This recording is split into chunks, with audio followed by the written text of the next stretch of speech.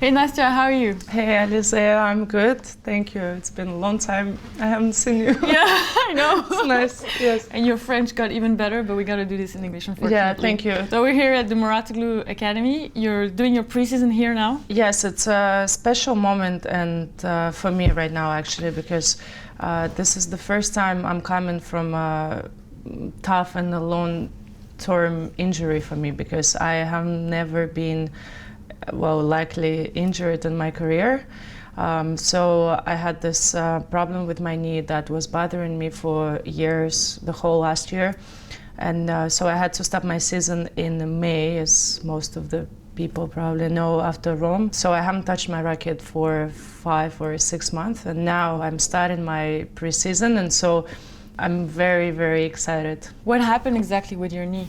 Did you get an operation? What was the injury? Yeah, no, I didn't need to have operation because so it was my tendon tear that not completely tear apart. Yeah, and it's also a little bit chronic, so that takes a lot of time to recover. So first I had to first of all stop with tennis and just have no impact on the knee for a long period of time, so just rest and do specific work for my legs and my knee to learn how to place and do the right movement on the knee. And then of course I had a lot of treatment and a lot of things with the doctor. That twice I went to Munich to see the doctor and do the rehab, so it took a lot of time and energy, and I'm also not the youngest on tour now, so that's kind of normal. But I'm looking forward to come back.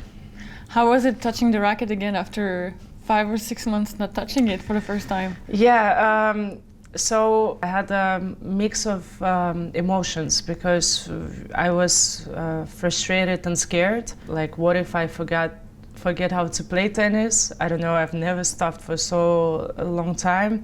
What if I'll never be able to even come back?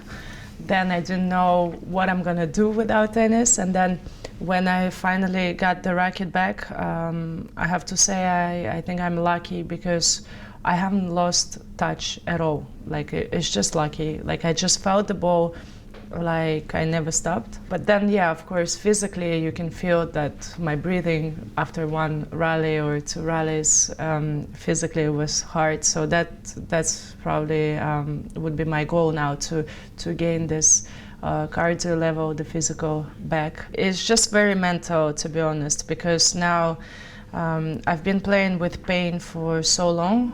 The whole last year, actually, including Roland Garros last year, I had a good run, but I had to take painkillers every match. So it was the same injury already? Yeah. I knew it wasn't good, but I just never wanted to stop, because also last year was one of my best years in my career, and I didn't want to stop because I had this momentum going. So I thought, okay, you know, Olympics, I won the gold, and then I'm like, I want to keep going, because I was like, then I was close to get into last 8, you know, so it's just athletes, you never stop. But then this year, after Australia, painkillers didn't help anymore. I felt a lot of pain, I did the MRI, and then I stopped. So, yeah. So now, how is your frame of mind with that? Do you just want to come back and enjoy battling, or do you set yourself precise goals for your comeback? First of all, of course, just the goal is to come back and feel healthy and no pain and feel strong. After, I think, I don't expect myself on going to Australia next year and win every match, because it's actually a challenge for me. It's also interesting because I feel like I play good even right now, and I can do well, but you never know, because I haven't played for more than half a year, and basically this year I only played 3 tournaments. So who knows? Like, I just don't know what to expect. So that's why I said to myself, listen, I've had a long career, I've played so many matches. I've had so much stress over the years, and I always put pressure on myself before every match I play. It's like the last one. I just want to win every single match I play, and then at some times I don't even enjoy it because it's just so much stress.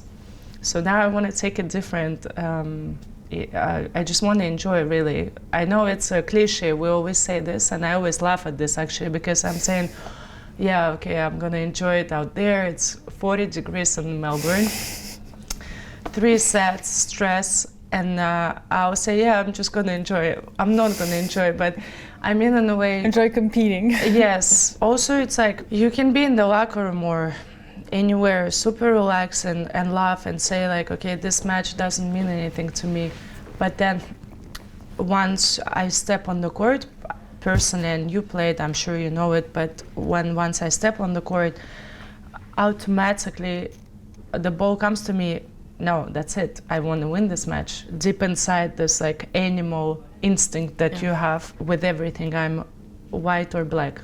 There is no middle. So if I play, I freaking play. I just cannot go like and say, okay, this is a practice match and this is a prep match, and so that's why. Don't you think you're also a bit addicted to it because now you had a break of 6 months? I mean, you people in general, tennis players, because I mean, like you're saying, it's so much stress and everything, but then you have 6 months off, but it's like playing and you miss it. Yeah. Right? Yeah. Or did you enjoy that break? Because it's your first time you had a long break, you said. First time, yeah. So that's why I was really scared, because I thought, oh, okay, like, I don't know what to do for such a long time. I knew, of course, I was still quite active. I didn't want to just stop completely. I couldn't play tennis, but I could do some fitness, some stretching routines, or for the knee, you know, and core and stuff like this. So of course I was trying. But then I'm lucky because I like to enjoy my time with friends.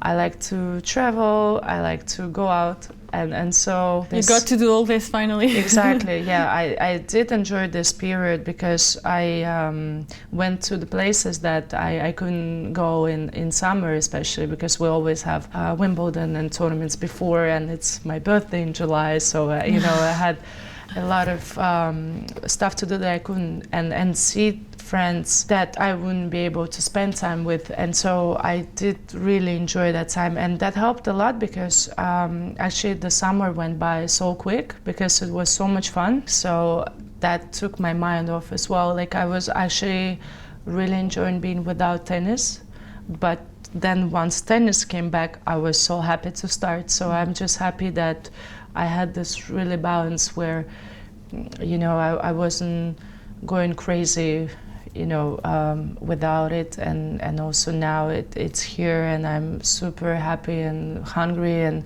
excited.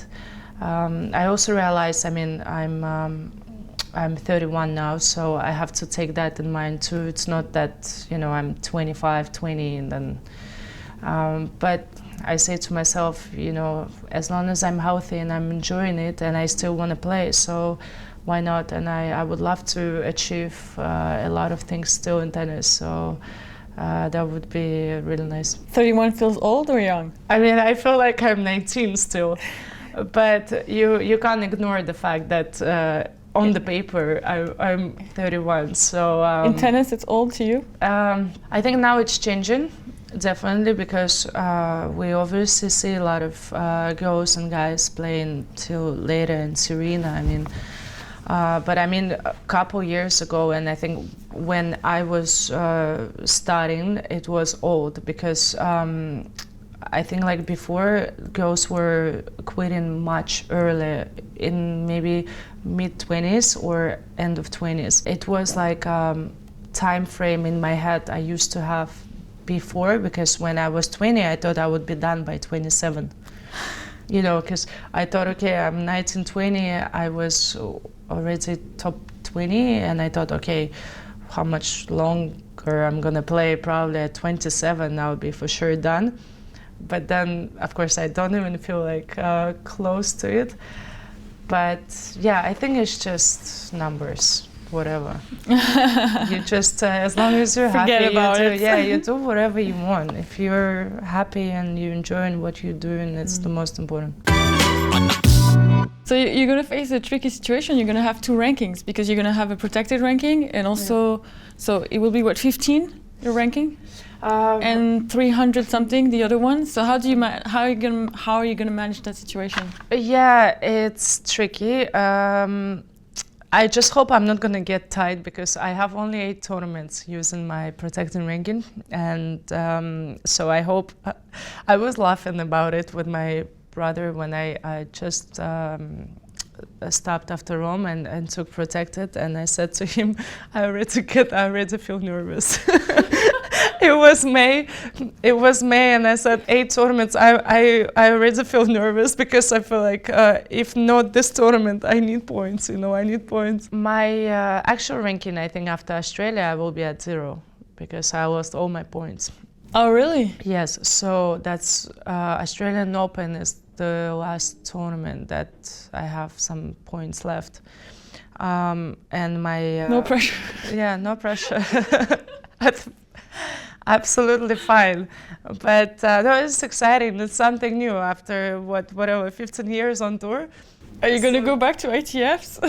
Yeah, if I have to, no problem. Listen, but my protecting is at 21 because I still wanted to play Madrid and Rome, and Madrid I did same as last year, so my points dropped. That's why, but it's still fine. It allows me to enter and get into the main draw everywhere, mostly with that. So yeah, we'll see about that. Well, let me tell you, if someone has to play you in the first round of a 15K, it's going to be a bad draw for the girl. Poor girl. I feel much better now. Yeah. No, I mean, it's tennis. It's a path that you have to go through, and also I can also challenge myself. And I mean, if you want to be a champion, and if I want to achieve a lot more and get to where I want, I mean, I have to battle through this and do whatever it takes. I have to be also realistic after being off for so long. I mean, now girls, everybody's playing great tennis, so I guess it's just gonna depend on also my not only mental but my physical condition as well. So yeah, I'm ready to fight and ready for the battle and challenge. So your brother has been with you, especially during that remarkable year you had in 2021 when you played the finals at the French Open, won the gold medal at the Olympics in mixed doubles. Is your brother he's still part of the team now? Is he going to travel with you, and who else is going to be part of the team? Yes, he's still with me. Couple of years, last year and before, I was a bit lost because I felt like a tourist on tour, honestly. Even though I was still top 30 or something, but I felt deep inside them, like I definitely have ambitions to be higher than this and do more. I was almost like 29, 30, and I said to myself, I gotta push myself hard. And I just said to myself, okay, I gotta get fitter. I gotta lose some weight, and I gotta push myself and be more disciplined, and because it's going closer to the end of my career, and I said to myself, I don't want to have any regrets once I stop my career, sitting on the couch watching tennis and say to myself, okay, I probably could have done more than that, I could have pushed myself more. But then in St. Petersburg in February, that's when my brother, I actually asked him just to join me, help me with the tournament because it was in Russia, and I thought, if you're free, can you come with me just like a brother? And we used to work with him before, so why not? And then, he used to play the tour as well. Yeah, right? Yeah, and he plays very good. So, and he just recently stopped playing doubles himself. So also on the phone when I was talking to him, he told me, okay, I realized a lot of things because I just recently played myself, and I know, like, in the stress situation how this feels, and so and it went really well, that tournament. So we decided to start with my brother, and so then, and of course I was super motivated. Every practice I was going like it was the last one, just having this goal in my head that, okay, I want to be better, I want to be better, I want to do this. That's also when I started working with a sports psychologist.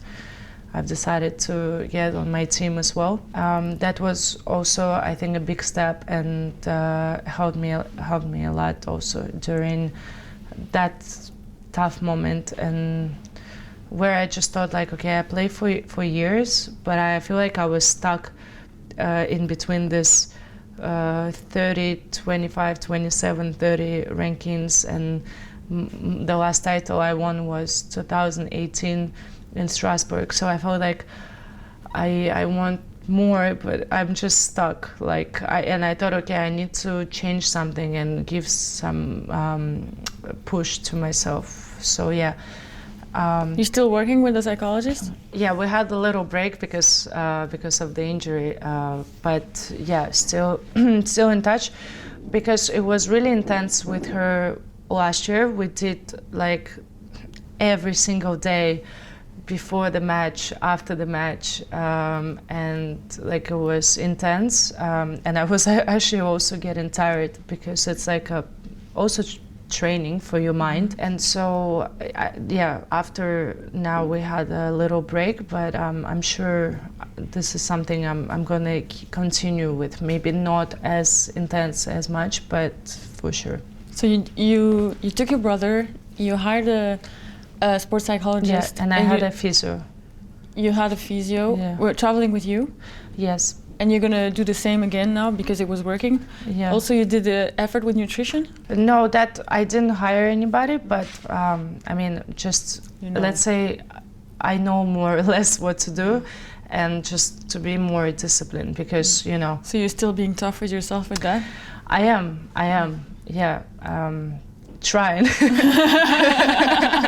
My best, most of the time. I am. No, I am. Because I think that's for sure. That's for sure was missing before in my career. I was for sure not fit during the years of my career. Most of the time, there were times where I was fine, but not consistently. So for sure, and like we all know, every little puzzle and detail can make a huge difference. So, and I'm not saying that, okay, with all of this, it's going to make me the best in the world and I'll be in the top of the game, but at least, you know, I can be honest with myself that I've tried everything, and then just I'll see where it will take me.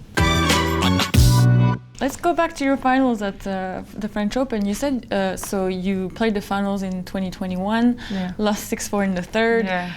Tough one, but you already had your injury in the knee. How much did that play in that tournament?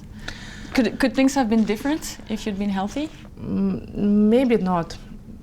It's hard to say, because actually third round against Sabalenka, I won 6-love, I think, in the third. But before the third set, end of the second, I was serving and landing on the serve, because my knee, I had an injury and pain.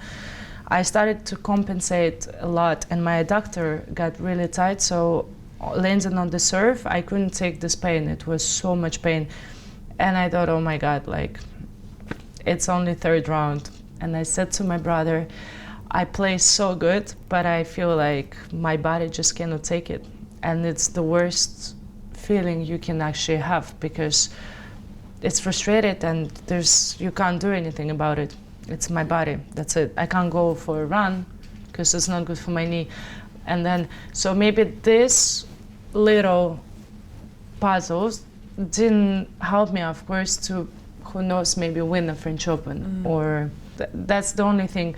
Then after, okay, I had pain a little bit during the final for sure, but I wouldn't rely, and I wouldn't say that, okay, because of the knee I lost. For sure I wasn't 100%, but who knows. That's and yet you played your best result in the Grand Slam. Yeah, So yeah. Everything must have been good also at the same time, game-wise. Yeah, for sure, because I even during practices, I mean, I was for 3 days playing like points with girls, and I think I was beating all of them, like whoever I was playing.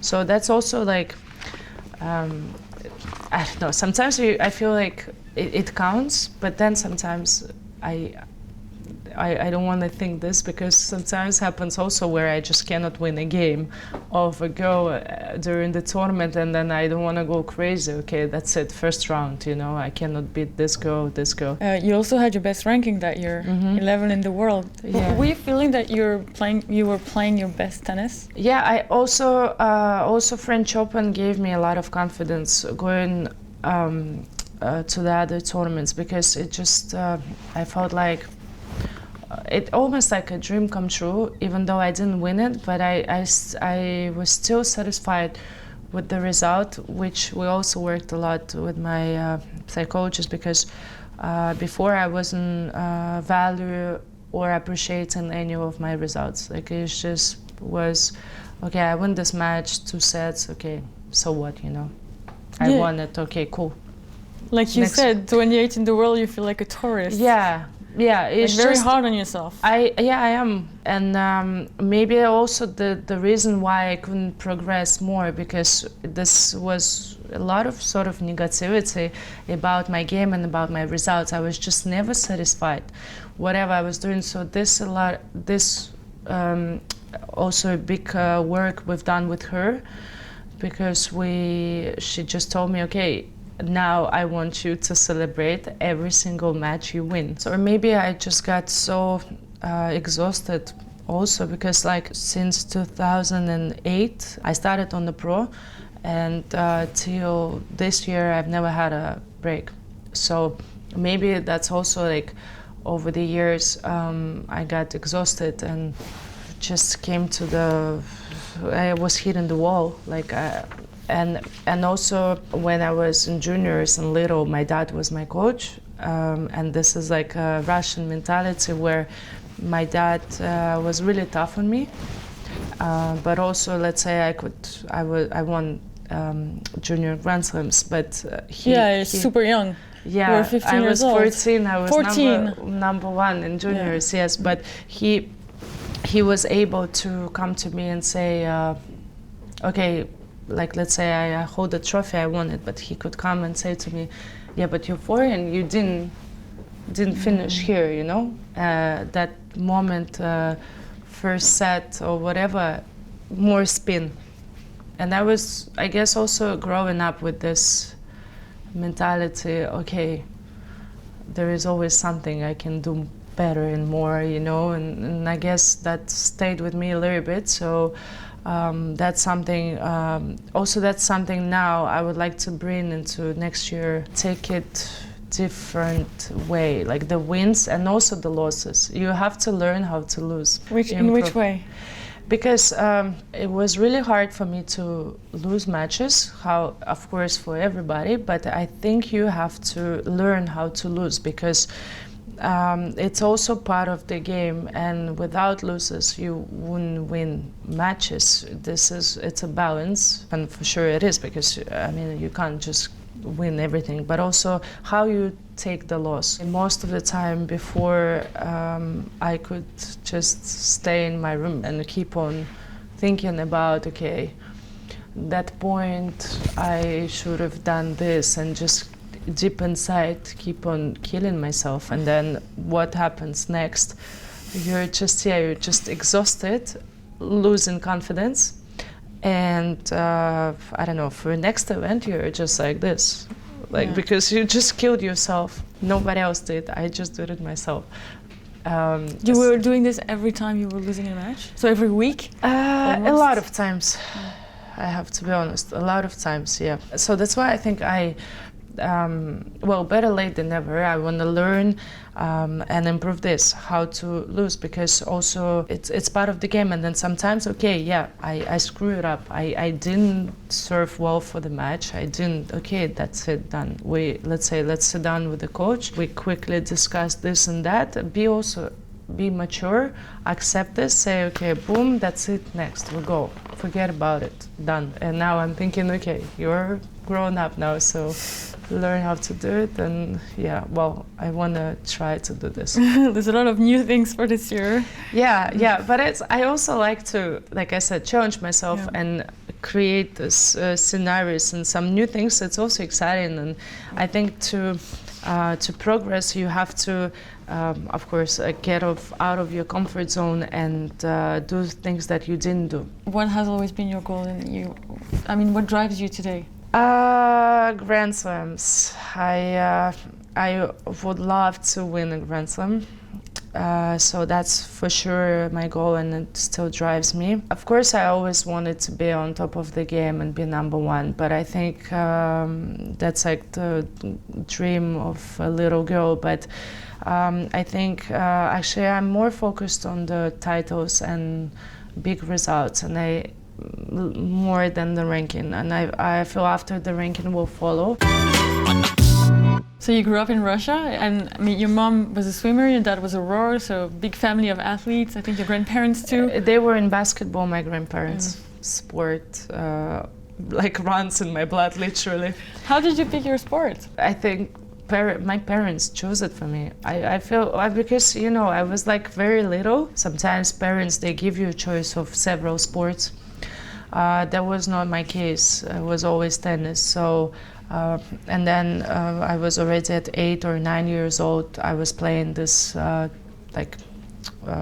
local tournaments, and it kind of became already, I knew it, okay. And then I was really practicing almost like every day. With your dad?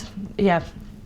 He was pushing you hard? He was pushing me hard, and then my brother didn't succeed in the end on the professional tour, so my dad was even more intense with me. You were the last hope. Yeah, kinda, I guess, and I also felt that and saw few, let's say, not mistakes, but what I shouldn't be doing maybe, and that my brother, maybe wasn't disciplined enough at the start, and I was like, okay, I don't want to miss that chance. So I had this, I don't know if I built it, but I had this character since I was little that even at 8, 9, like I was just dying on the court, but I want to win this match, It's something I think hard to build, but also, yeah, with my dad, like there was the only choice to win.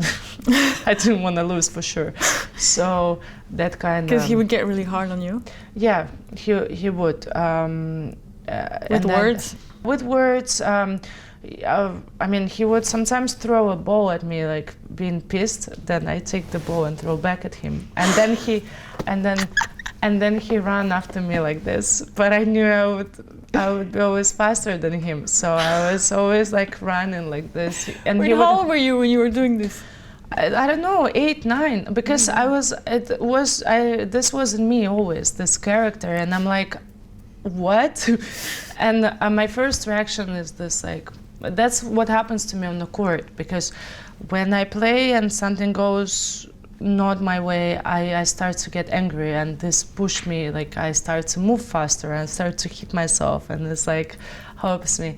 But that's why I was like, yeah, hitting back to my dad. But he was hard with words, and like he wouldn't, I don't know, allow me to go anywhere with my friends, even though I was little. It's just like you have to practice discipline, and so sometimes I just felt like I was forced to play tennis in a way. But because I was quite like #1 in juniors, then of course I thought I saw that I want to continue, and it makes sense to continue. But then sometimes I was just like, did I really choose tennis, or I was forced to play it? They chose for me. Do I want to play, or my parents want me to play? There was also a lot of questions, especially in the tough moments. I would sometimes say to my dad, okay, you want me to play tennis, so here I am, I'm playing, you know? Mm-hmm. You want it, take it. Then my dad is like, okay, you know what, stop, don't play. And then I'm like, what do you mean? No, I don't like that answer. Like, no. So yeah, it was tough because after being a teenager as well, having my dad so hard on me was tough. But then I was lucky and happy that when Patrick came in actually and took me. A couple of years ago, my dad started to be relaxed with me. Otherwise, he was still on me. He's still around now? Does he still follow everything? He follows, but no, he fine now, and it's different. Because I left Russia when I was 13. Even with my dad, I was practicing in Czech Republic, and then after 15, I came to France. So I came Russia very early, but. When I would be in France or other coaches, I would come to Russia. My dad would pick me up at the airport, and then this whatever, like 1.5 hours to the house from the airport, he would be like talking about this match and how I should have played, and I'm like, can you just stop the car? I just want to go, I just want to have my dad. Can we just talk about something else than tennis? My coach. Yeah. But now it's totally fine, and which I'm happy about, of course. But yeah, it's been interesting, tough moments. But I think that's how you also build your character and fight for your goals. What would you say to the young 15-year-old Nastya who was winning everything? I would say just enjoy, keep enjoying. You're doing great, and no matter one match that you lose doesn't mean anything. Just keep going. You're doing great, and you're doing what you're doing. You're on a good path. So just don't overthink. Don't change anything if you lose 1 or 2 matches. Keep going. Any idea what you want to do after tennis? Not yet. Maybe I'll be interviewing people. Well, I don't know. No, I don't know. Maybe we can work together. Maybe, yeah, if you don't mind. Maybe, why not? One day. But I don't mind. I like to talk. So why not? Why not? Well, thank you. Thanks, Nastya. Hope your knee keeps being well, and then you can come back on fire. Thank you. I hope so too. Thanks, Alizé.